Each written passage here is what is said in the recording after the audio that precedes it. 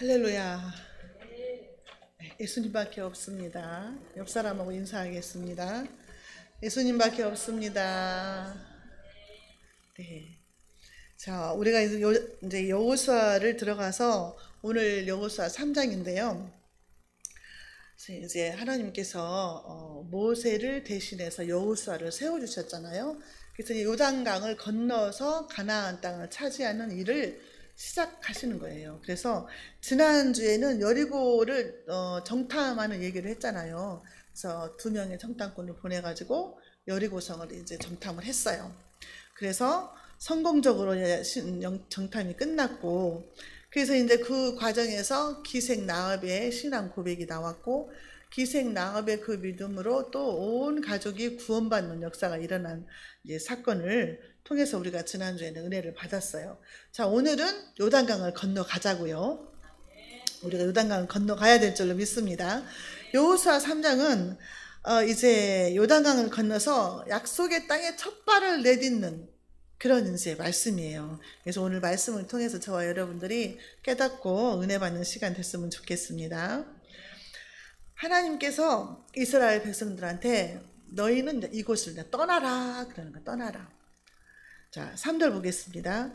백성에게 명령하여 이르되 너희는 레위 사람 제사장들이 너희 하나님 여호와의 언약궤 매는 것을 보거든 너희가 있는 곳을 떠나 그 뒤를 따르라 그랬어요. 떠나라. 이곳을 떠나라는 거. 이곳이 어디냐면 시딤이에요. 시딤. 이게 모압 평지에 있는 한 성읍인데 떠나다는 것은 천막 말뚝을 뽑다, 그 다음에 출발하다 그런 뜻이 있대요. 이스라엘 백성들이 말뚝을 받고 천막을 치고 광야에서 살았잖아요. 그래서 이 모압 평지에 있는 모압 땅에 있는 이 시딤도 이제 말뚝 펴고 천막 치고 있었다는 거죠. 근데 거기에서 이제 말뚝을 뽑고 천막 말뚝을 뽑고 출발하다는 뜻이 있다는 거죠. 떠나다는 것은 여기에서. 근데 이 시딤은 어떤 땅이냐? 이스라엘 백성들이 이 시딤에서 모압 평지에서 하나님 앞에 큰 범죄를 한 곳이에요.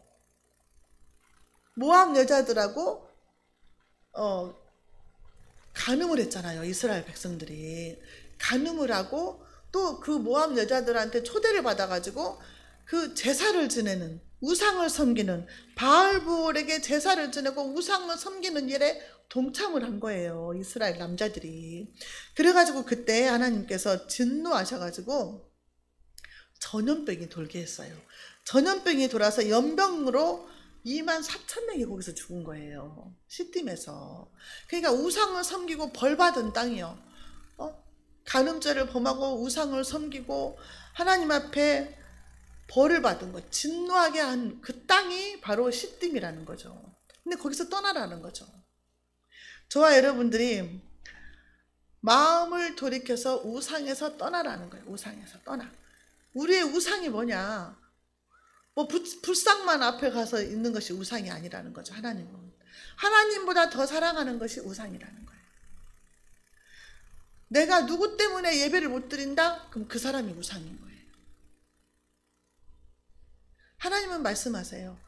너희 자녀나 너희 부모나 나보다 더 사랑하면 안 된다는 거죠. 하나님이 항상 1순위가 되라는 거예요. 하나님은 욕심쟁이에요. 하나님은 질투쟁이에요. 질투하신다 그랬어요. 하나님은. 그래서 우리가 마음에 하나님보다 더 사랑하는 것이 있다. 뭐가? 떠나야 된다는 거죠. 그 마음을 떠나야 되는 거예요. 하나님이 먼저가 돼야 된다는 것을 말씀하시는 거예요. 그러면 언제 떠나느냐? 언제? 레위 제사장들이 여호와의 언약궤를 매는 것을 보거든 떠나라 그랬어요. 언약궤. 제사장들은요, 레위 지파 중에서도 아론 자손만 제사장이 되는 거예요. 아무나 되는 게 아니에요. 아론의 자손, 아론의 후손들만 제사장이 되는 거예요.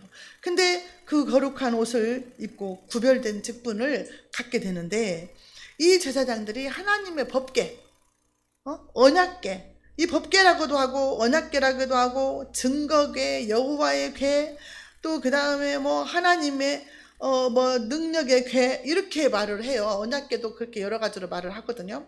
근데 이것은 하나님의 임재를 상징을 해요. 이 언약궤는 하나님의 임재. 그래서 이제 하나님의 임재는 이제 우리 교회에 이제 하나님의 임재가 있고 각 사람에게도 임재하시지만 하나님의 임재를 상징하는데 언약궤 안에는 뭐가 들어있죠? 세 가지가 들어있는데 십계명 돌판 2개, 그 다음에 만나 담은 항아리, 아론의 쌍난 지팡이, 이렇게 3개가 들어가 있어요. 3가지가 들어가 있어요. 이것을 이제 들어가 있는데 이것이 이제 하나님의 법궤예요. 하나님의 말씀이 거기에 들어 있으니까. 그래서 이게 이제 여기서 이것을 통해서 하나님이 임재하시는 거예요. 그래서 항상 이스라엘 백성들이 법궤를 모시고 다니는 거죠. 한마디로 모시고 다니는 거예요. 하나님으로 알고. 자, 그러는데 히브리서 9장 4절에도 보면은 금향로와 사면을 금으로 싼 언약궤가 있고 그 안에 만나를 담은 금 항아리와 아론의 쌍난 지팡이와 언약의 돌판들이 있고 그랬어요. 근데 이것을 제사장들이 이 언약궤를 맨대요. 언약궤가 이제 이렇게 상자같이 있으면 이렇게 4귀퉁이가 이렇게 손잡이가 있잖아요. 4명이서 이렇게 메고 가는 거죠. 이렇게 어깨에다 이렇게 메고 가는 것을, 매는 것을 보거든 너희는 떠날 생각해라, 이 말이에요. 이게 신호예요, 신호. 자, 그러면서 너희와 그 거리 사이가, 법궤와 너희들의 사이가 2000규빗이 되게 하라 그랬어요. 4절에 그러나 너희와 그 사이 거리가 2000규빗쯤 되게 하고 그것에 가까이 하지는 말라. 그리하면 너희가 행할 길을 알리니 너희가 이전에 이 길을 지나보지 못하였음이니라. 2000규빗은 약 1km라고 해요. 1km. 1km면 상당히 멀어요. 상당히 먼 거리인데 제사장들이 언약궤를 보고 저 앞에서 가면 백성들은 뒤따라면서 그거를 보고 간다는 거죠. 뒤에서 보고 가까이 접근하지 말라는 거예요. 이 언약궤는요, 가까이 가서 만지면 죽어요. 민수기 4장 15절에 행진할 때에 아론과 그 아들들이 성소와 성소의 모든 기구 덮기를 필하거든 고앗 자손이 와서 맬 것이니라. 그러나 성물은 만지지 말지니 죽을까 하노라. 회막 물건 중에서 이것들은 고앗 자손이 맬 것이라 그랬어요.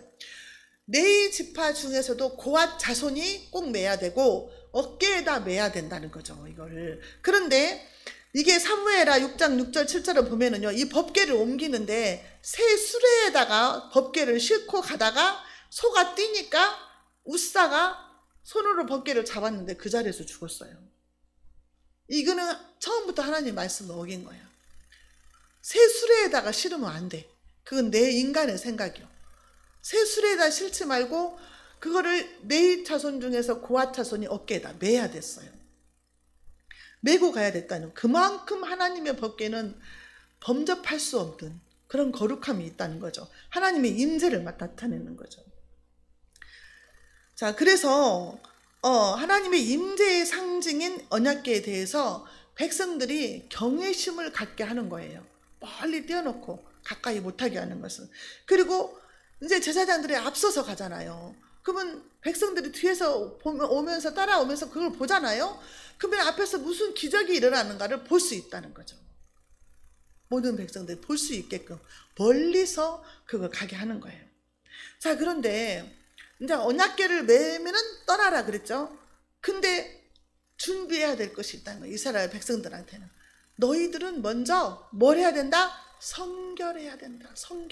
성결은 깨끗하다는 거잖아요. 자, 5절 여호수아가 또 백성에게 이르되 너희는 자신을 성결하게 하라. 여호와께서 내일 너희 가운데 기이한 일을 행하시리라. 아주 기적을 나타낼 것이다. 그러니까 몸과 마음을 깨끗이 하라는 거예요.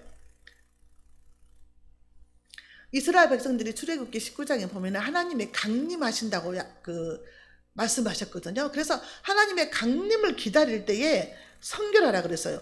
출애굽기 19장 10절에 여호와께서 모세에게 이르시되 너는 내 백성에게로 가서 오늘과 내일 그들을 성결케 하며 그들로 옷을 빨고 그랬어요. 옷을 빨아라고 말이에요. 옷을 빨고 하나님을 만나기 전에 너는 먼저 깨끗해라. 깨끗하다는 건 우리는 뭐라고 생각해요? 죄를 먼저 다 깨끗이 회개하라는 거죠.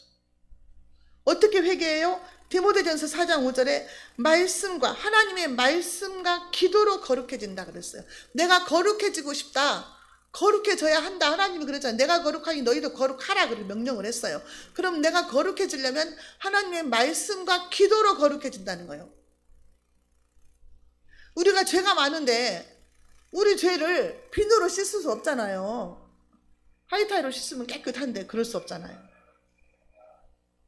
그러니까 하나님의 보혈의 피로 씻는다는 거예요. 보혈의 피로.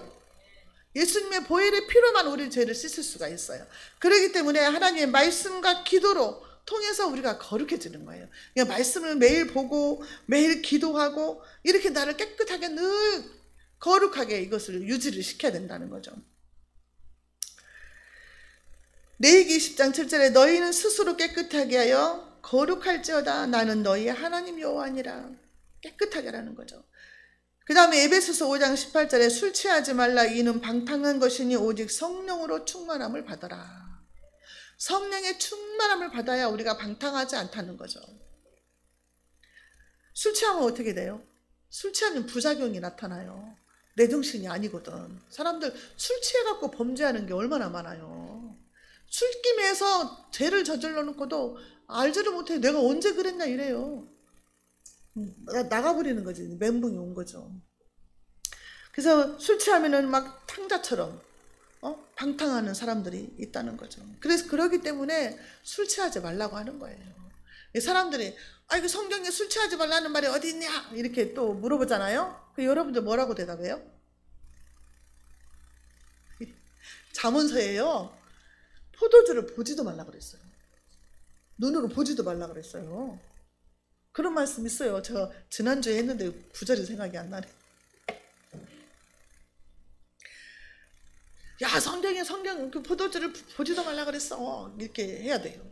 어디 술 취하지 말라고 했는데 술 먹지 말라는 말이 어딨냐 막 이렇게 따지거든요. 술 먹는 사람들이.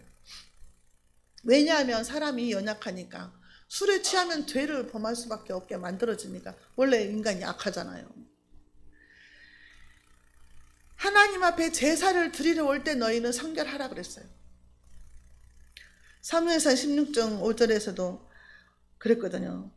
하나님 앞에 제사를 드릴 때 너희 먼저 성결케 하고 와라 그랬어요. 우리가 예배 드리러 올 때도 우리가 예배를 드리러 이제 교회 와서도 처음으로 우리가 회개기도 해야 되는 거예요. 지은 죄를 예배 드리기 전에 깨끗한 마음으로 정결한 마음으로 하나님께 예배를 드려야 된다는 거죠. 그래야 그 기도를 받으시고 예배를 받으신다는 거죠. 그러니까 예배 드리러 오기 전에 원수가 있다. 형제하고 싸우고 막 집에서 막 부부싸움하고 그렇게 와서 예배 드리면 하나님이 기뻐하지 않는다. 받지 않는다.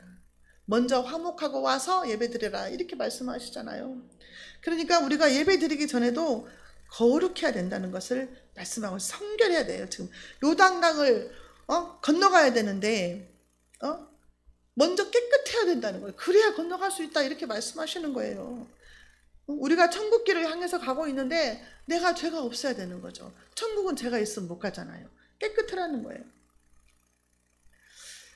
자, 이제 언약궤를 메고 이스라엘 백성들 앞에 제사장들이 설 때에 이때 너희는 이곳을 떠나라 그랬어요. 자, 8절 보겠습니다. 너는 언약궤를 맨 제사장들에게 명령하여 이르기를 너희가 요단 물가에 이르거든 요단에 들어서라 하라. 요단 강물에 발을 잠그라는 거예요. 물에 발을 잠그라는 거예요. 자, 여호수아에게 주신 하나님의 약속의 말씀이 그 앞절에 나와 있어요.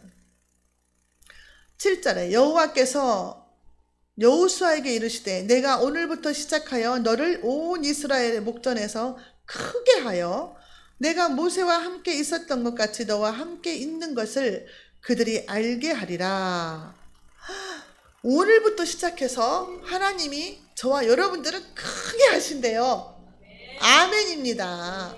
하나님이 오늘부터 시작해서 저와 여러분들을 크게 하셔서 하나님의 큰 일을 할 수 있는 일꾼으로 삼으시겠다는 거예요. 모세와 함께 있었던 같이 내가 너와 함께 하리라. 여호수아와 함께 했던 하나님은 나와 함께 하십니다. 하나님께서 나에게 말씀하신 거예요. 내가 너와 함께 하실 것이고 내가 너를 크게 해줄 거야. 너의 하나님, 내가 너의 하나님인 것을 백성들 다 알게 해줄게. 그 말이거든요. 그럼 나를 보고 예수 믿지 않는 우리 친척과 이웃들과 모든 사람들이 나를 보고 저 사람은 하나님이 함께 하시네, 이걸 알게 하시겠다는 거예요. 우리는 그런 존재라는 거죠.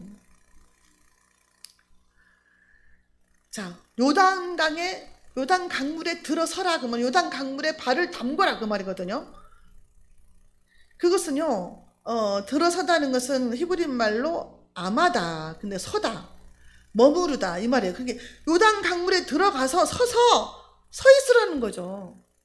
요단 강물에 들어가고 서 있어라 그 말이에요. 제사장들한테. 지금 12지파에서 대표들도 뽑았잖아요. 제사장들과 대표들도 뽑았어요. 근데 이제 제사장들이 이제 발을 담가야 되잖아요. 여러분, 홍해 앞에 섰을 때에 모세와 이스라엘 백성들이 홍해 앞에 섰을 때의 광경을 한번 생각해 봐요.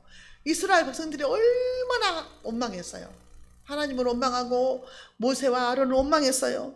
애굽에 매장지가 없어서 당신들이 우리를 여기까지 끌고 와서 수장시키려고 하냐, 홍해바다에 빠져 죽이려고 하냐 하면서 얼마나 원망하고 불평불만했어요. 근데 오늘 말씀 보니까 제사장들이요, 불평불만이 없네요. 아무런 불평불만이 없어요. 그동안에 얼마나 많은 징계를 받고 뼈아픈 과거가 있잖아요. 근데 하나님께서 여호수아에게 강하고 담대한 믿음을 주신 것처럼 제사장들에도 그런 믿음을 주신 줄로 믿습니다. 홍해 앞에 선 이스라엘 백성들한테 하나님께서 출애굽기 14장 13절에 아주 유명한 말씀을 하셨어요. 하나님께서 이제 모세를 통해서 말씀하시는 거죠. 모세가 백성에게 이르되 너희는 두려워 말고 가만히 서서 여호와께서 오늘날 너희를 위하여 행하시는 구원을 보라. 너희가 오늘 본 애굽 사람을 또다시는 영원히 보지 못하리라. 홍해 앞에 있는데, 우리 앞에 요단 강물이 있는데 그걸 어떻게 건너가냐 이 말이요. 장애물이 있는데 어떻게 그걸 넘어가냐 이 말이요. 가나안 땅 가려면 그 강 건너야 돼요. 어쩔 수 없이 건너야 되는데 난 능력이 없어. 어떻게 해야 되냐 이 말이에요. 하나님이 뭐라고 하세요? 너는 가만히 있어. 두려워하지 말고 내가 할게. 내가 너 건너게 해줄게. 이렇게 말씀하시는 거죠. 우리는 못 건너요. 그 홍해바다를 어떻게 건너요? 무서운데. 빠져 죽은데요. 비만 조금 와도 빠져 죽잖아요. 건널 수가 없어요. 10절에 한번 보겠습니다. 10절. 또 말하되 살아계신 하나님이 너희 가운데에 계시사 가나안 족속과 헷 족속과 히위 족속과 브리스 족속과 기르가스 족속과 아모리 족속과 여부수 족속을 너희 앞에서 반드시 쫓아낼 줄을 이것으로써 너희가 알리라. 요단강을 건너게 함으로 인해서 하나님이 모든 가나안 7족속을 다 쫓아낼 것을 증거로 보여주실 것이다. 하나님은 살아계신다. 살아계신 하나님. 살아계신 하나님이 내 하나님이라는 것이 믿어지기만 하면 기적은 일어나는 거예요. 그게 안 믿어지니까 두려워하고 공포스럽고 염려 근심하게 되는 거지, 살아계신 하나님이 내 하나님이다, 나와 함께 하시고 나를 도우시고 세상 끝날까지 나와 함께 하신다고 말씀하셨고 나를 버리지 않는다고 말씀하셨다, 이게 믿어지면 낙심할 필요가 없는 거죠. 두려워할 것도 없고. 베드로의 고백이 그잖아요. 마태복음 16장 16절에서 시몬 베드로가 주는 그리스도시여 살아계신 하나님의 아들이십니다 그랬잖아요. 이 고백이 우리들의 고백이잖아요. 하나님 살아계시고 예수님 살아계시고 그 하나님이 내 하나님이시고.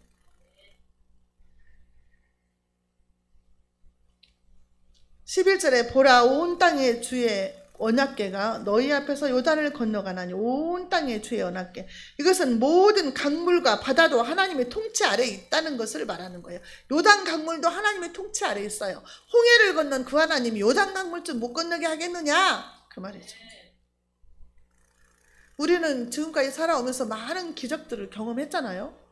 여기까지 살아남은 것이 기적이니까요. 모든 그 기적들이 있는데 아이고 그때도 하나님 이렇게 하셨지, 이렇게 나를 도우셨지, 전화위복이 되게 하셨지, 더 화가 복이 되게 하셨어, 그때가 아니었으면 내가 목사가 안 됐지, 이런 고백들을 하잖아요 우리가. 그때 그 고난이 없었으면 나는 여기 없어 막 다 그래요. 예? 그런 고백들을 하잖아요. 그러니까 그 하나님, 홍해를 건너게 하셨던 그 하나님이 지금 내 앞에 있는 장애물, 요단강, 그걸 못 건너게 하겠느냐. 우리 앞에 있는 장애물이 다 각자 달라요. 어려움이 다 달라요. 자식 문제, 뭐 돈 문제, 인간관계 문제, 뭐 육체적인 병 문제, 다 우리에게는 건너야 될 요단강이 있더라고 말이에요. 집안마다 편안한 집안, 100% 편안한 집안 거의 없어요. 돈이 많으면 편안할까? 돈 많은 재벌도 자살 오더만요. 네? 아무리 잘생긴 미남 미녀도 영화배우도 또 자살하고. 제가 왜 그런다고 했죠? 우리는 하나님께서 만드신 만물의 영장이에요. 하나님이 우리한테 뭐라고 그랬어요? 천하보다 귀하다 그랬어요. 천하보다. 저와 여러분들은 한 생명이 천하보다 귀해요. 그러니까 온 우주를 우리에게 다 주어도 우리는 만족을 못해요. 왜? 어떻게 만족해요? 천하보다 더 크신 예수님이 내 안에 들어와야 내가 만족을 하는 거예요. 예수님이 내 안에 없으면 천하를 다 줘도 만족이 없다니까요. 천하보다 크시고 창조주이신 예수님이 내 안에 들어오면 우리는 만족하는 거예요. 돈이 없어도 만족해요. 병들어도 기뻐요. 곧 천국 가니까. 힘들어도 그냥 하나님 뜻이 있겠지 하고 참게 되는 거죠. 견딜 수 있는 힘이 거기에 있는 거죠. 얼마나 우리가 귀한 몸이에요. 천하보다 귀하니까 여러분들 함부로 대하지 마세요. 다. 근데 한 생명 한 생명을 그렇게 보시는 거예요. 하나님이. 나 같은 거를 천하보다 귀하대요. 이거면 됐잖아요. 13절 보겠습니다. 온 땅의 주 여호와의 궤를 맨 제사장들의 발바닥이 요단 물을 밟고 멈추면 요단물 곧 위에서부터 흘러내리던 물이 끊어지고 한 곳에 쌓여 서리라. 기적이 일어날 것이다. 발을 잠글 때에 요단물이 멈추게 될 것이다. 위에서부터 내려오는 그 물이 끊어지고 그게 한 곳으로 쌓여서 너희가 마른 땅으로 건너가게 할 것이다. 이 말씀이에요. 근데 이 말씀을 믿은 거예요. 제사장들이 이 말씀을 믿었어요. 믿어야 되는 거예요. 절대적으로 믿음이 필요하다는 거죠. 우리에게. 근데 그 믿음을 누가 주세요? 하나님이 주세요. 선물이라 그랬잖아요. 예수 믿고 구원받는 믿음은 선물인데 또 순간순간 우리의 선택해야 될 일들이 있는데 그거는 우리가 믿음으로 택해야 되는, 믿음으로 선택을 해야 되는 거죠. 내 백성들이 하나님만을 택했던 것처럼 저와 여러분들도 무슨 순간순간 선택해야 될 문제가 있을 때에 우리는 믿음을 선택해야 되는 거예요. 제사장들이 앞서 나갑니다. 14절에 백성이 요단을 건너려고 자기들의 장막을 떠날 때 제사장들은 언약궤를 메고 백성 앞에 나아가니라. 15절 요단이 곡식 거두는 시기에는 항상 언덕에 넘치더라. 궤를 맨 자들이 요단에 이르며 궤를 맨 제사장들의 발이 물가에 잠기자. 자, 밀이나 보리를 거둘 시기다는 거예요. 이때가. 그때는 항상 물이 많아서 제방에 물이 넘쳤대요. 이게 지금 헬몬산에 있는 눈이 녹아가지고 막 내려오고 그때는 장마철, 우리나라처럼 장마철이어서 항상 물이 넘실거렸다는 거예요. 여러분 우리가 이번에 폭우 때에 봤잖아요. 제방이 무너지는 거. 제방이 그렇게 넘칠 때는요. 이 요단강의 깊이가 3, 4m쯤 된대요. 얼마나 높아요. 우리가 키가 있는데 2배잖아요. 3, 4m쯤 되고 넓이도 그냥 30m 좀 된다는, 엄청 이제 비가 오면은 불어나가지고 이게 깊고 커진다는 거죠. 근데 이거를 이스라엘 백성들이 어떻게 건너가요? 도저히 불가능한 상황인 거죠. 거기 어떻게 들어가서 서 있어요? 죽을 수도 있는데. 우리 현실은요, 막 도저히 불가능한 현실인 거예요. 우리 힘으로 아무것도 할 수 없는 현실인 거죠. 사방이 막혀있고 하나님만 보이는 그런 현실. 그런데 우리가 선택해야 될 것은 뭐다? 믿음의 선택을 해야 되는 거예요. 하나님의 말씀이 있었으니까 팔을 담그는 거예요. 절대적으로 믿음이 필요하다는 거죠. 오직 살아계신 하나님을 믿음으로 이런 행동을 할 수 있는 거예요. 자, 그러면은 물에 잠그라고 해서 잠그는데 이제 어떤 일이 벌어지는가 볼까요? 16절 보겠습니다. 시작.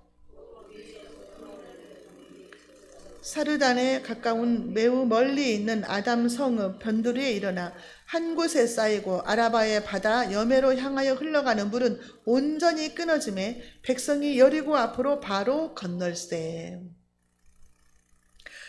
언약궤를 맨 제사장들의 발이 요단강물에 드디어 잠긴 거예요. 믿음으로 행함을 보였어요. 잠기니까 넘실대던 그 물이 딱 끊어졌다고 말이에요. 이런 일이 있을 수 있겠습니까? 이거 말로는 설명할 수가 없고, 안 믿는 사람들은 이런 얘기하면 부황부황하다 그러죠. 뭐 어떻게 그런 일이 있냐 그러겠죠.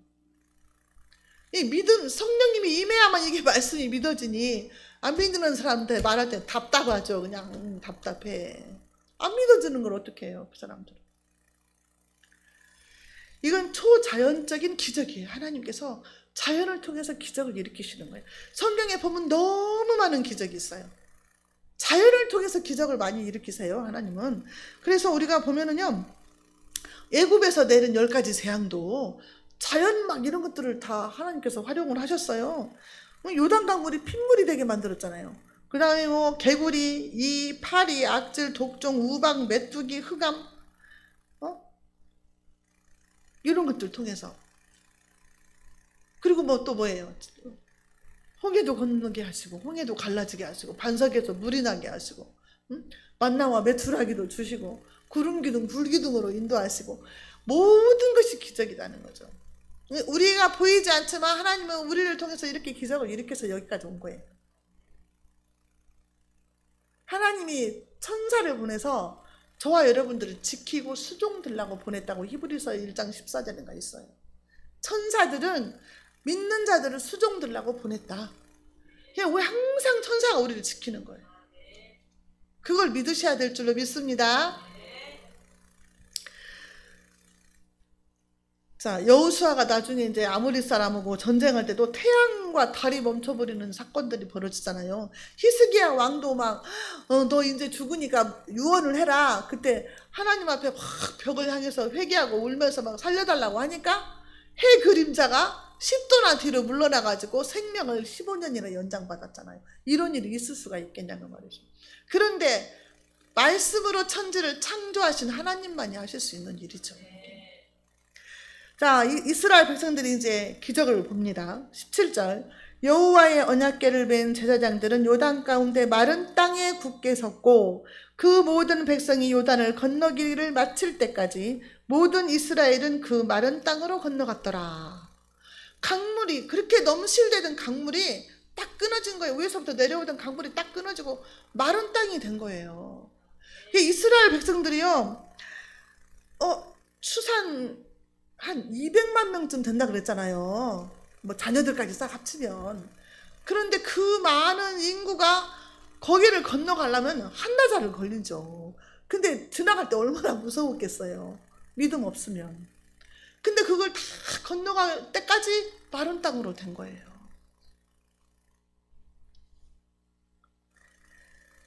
그러니까 그 홍해 갈라질 때도 홍해가 딱 갈라지면서 좌우에 물이 벽이 됐잖아요. 물이 이렇게 벽이 돼가지고 마른 땅으로 건너가게 했잖아요. 그 하나님이 요단강물을 건너가게 하신 거죠. 근데 먼저 믿음을 보이라고 하신 거죠. 발을 먼저 담궈봐라. 하나님이 아브라함 시험할 때도 그랬잖아요. 이삭을 바쳐라 막 그랬잖아요. 번제를 드려라. 근데 이삭은 그거 순종을 했잖아요. 죽이지는 않았지만 그렇게 제물을 드리려고까지 했잖아요. 그때 하나님이 뭐라고 그래? 이제야 네가 나를 사랑하는 줄을 내가 안다. 하나님 우리를 시험하는 거예요. 마음을. 네가 나를 사랑하는가 보자 하고 이걸 한번 해봐라 이렇게 하는 거죠. 시험만 통과하면 구하지 않은 것까지도 다 주세요. 생각지도 않은 복을 주시더라고요. 통과만 하면. 근데 이거를 내가 지금 고난 중에 있다, 내가 환난 중에 있다, 이거를요 믿음으로 이거를 반응을 하고 감사함으로 이거를 통과를 해야 이게 승리를 하는 거예요. 하나님이 나를 만들어 가시는 과정이구나. 믿음으로 이걸 이기는 거예요. 성경 구절에 보면서 누구 모델이 있어요. 다 그때 모델. 아이고 이랬네, 나도 이렇게 살아야지, 이렇게. 그걸 보면서 이기고 견디는 거죠. 하나님은요 그때나 지금이나 동일하신 하나님이세요. 나를 통해서도 기적을 일으키신다니까요. 기적을. 기적이다니까요. 우리가 여기까지 온 것이. 뒤돌아보세요. 우연이 아니라고, 하나님의 은혜라고 말씀하셨잖아요. 우연이 아니야. 정말 너가 여기까지 온 거 다 하나님의 은혜고, 지나온 세월 모든 건 다 하나님의 은혜다, 이렇게 말씀하시거든요. 하나님이 엘리야를 통해서 기적을 나타내셨어요. 엘리야도 막 겉옷을 취해서 막 이렇게 하니까 요단강 물이 갈라졌잖아요. 그래서 엘리야와 엘리사가 건너갔잖아요.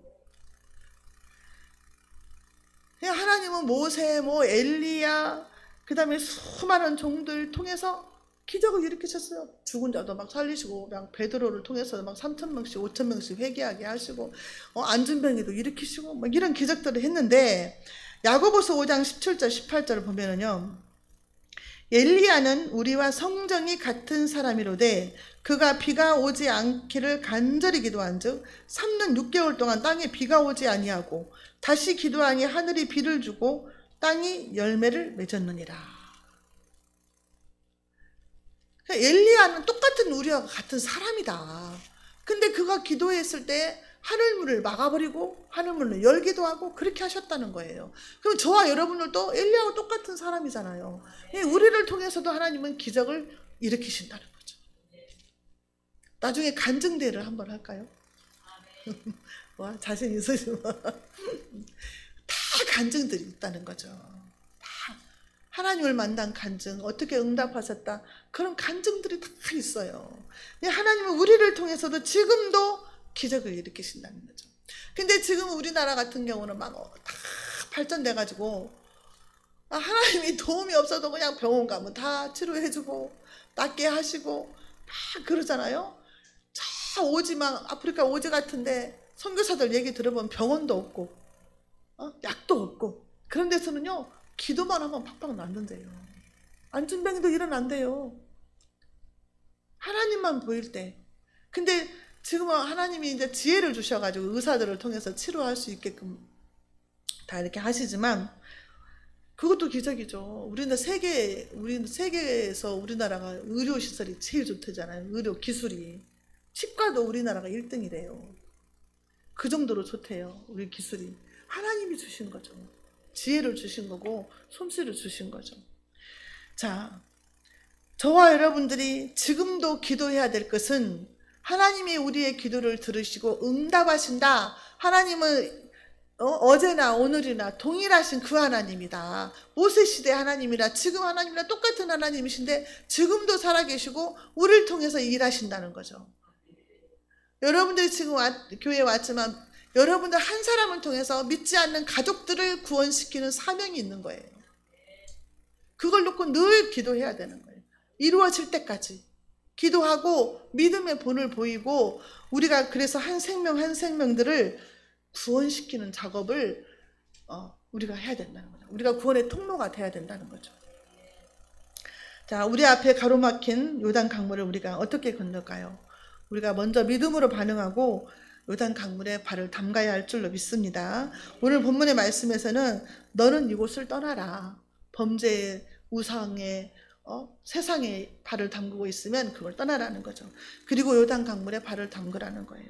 그럴 때에 요단 강물이 갈라지고 우리가 마른 땅으로 걸어가게 되는 기적이 일어날 줄로 믿습니다. 기도하겠습니다. 지금도 살아계셔서 우리를 통해서 하나님의 역사를 써가시는 하나님, 감사합니다. 허물 많고 죄 많은 우리를 주님께서 택하시고 부르셔서 자녀 삼아주시고 하나님의 일꾼으로 사용하여 주시니 감사합니다. 날마다 우리에게 깨닫는 은혜를 주시고 회개의 영을 부어주셔서 하나님 앞에 거룩한 백성으로 살게 하시고, 우리를 통해서 하나님의 뜻이 이루어지게 하시고, 우리를 통해서 많은 영혼들이 구원받는 구원의 통로가 되게 하시고 축복의 통로가 되게 하여 주옵소서. 예수님의 이름으로 감사하며 기도하옵나이다.